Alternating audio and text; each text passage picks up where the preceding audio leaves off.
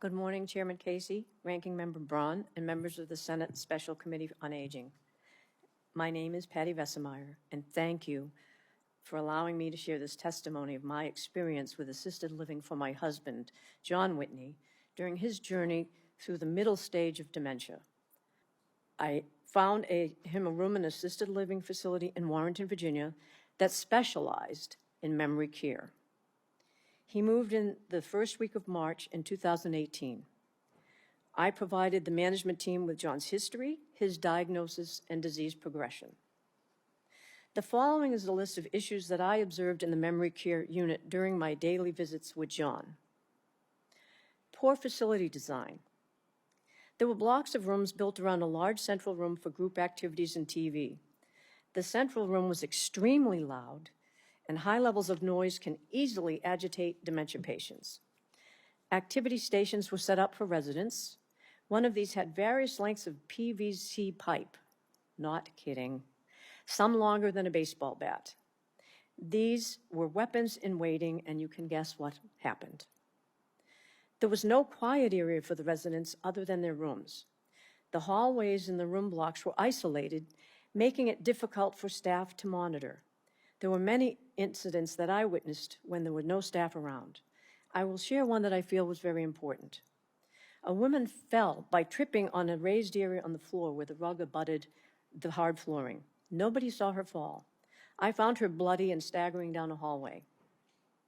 A company knowledgeable about dementia care would not design a facility this way. They would certainly understand that people with dementia have problems with gait and balance. And do understand there were video cameras in place, but they only used them for reviewing incidents after the fact. They were understaffed.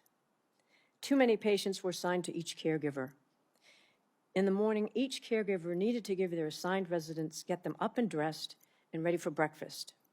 Everybody ate at the same time, putting additional pressure on the staff. They only gave residents a shower when necessary, as they were always pressed for time.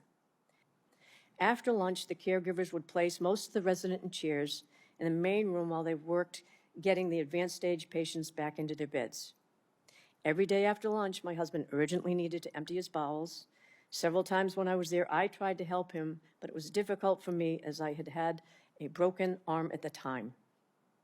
I could not find anybody, so I did the best I could. And often when I was not there, he soiled himself while waiting for help.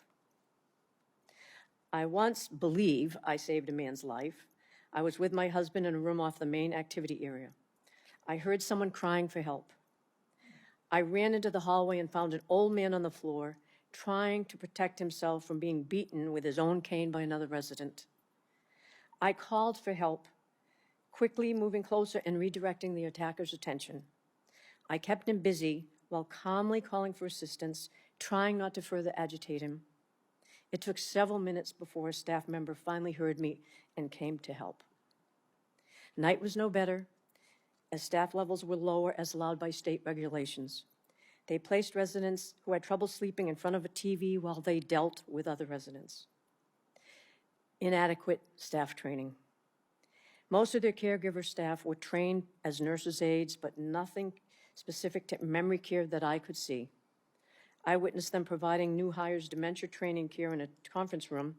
This consisted of a member of the management team showing them parts of Glenn Campbell's I'll Be Me movie and pointing out some behaviors that demonstrated his dementia problems. I saw that movie, and it was not appropriate for training purposes.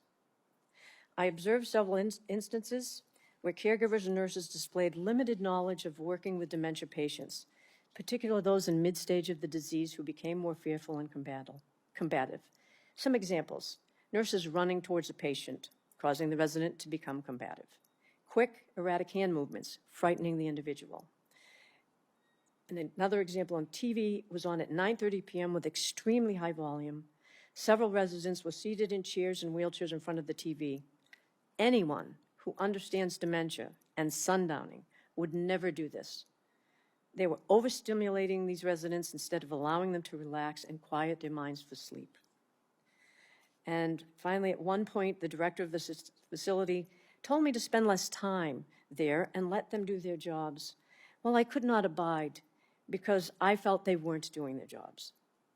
In closing, unless things change, I could never recommend using this type of facility for a loved one unless things improve.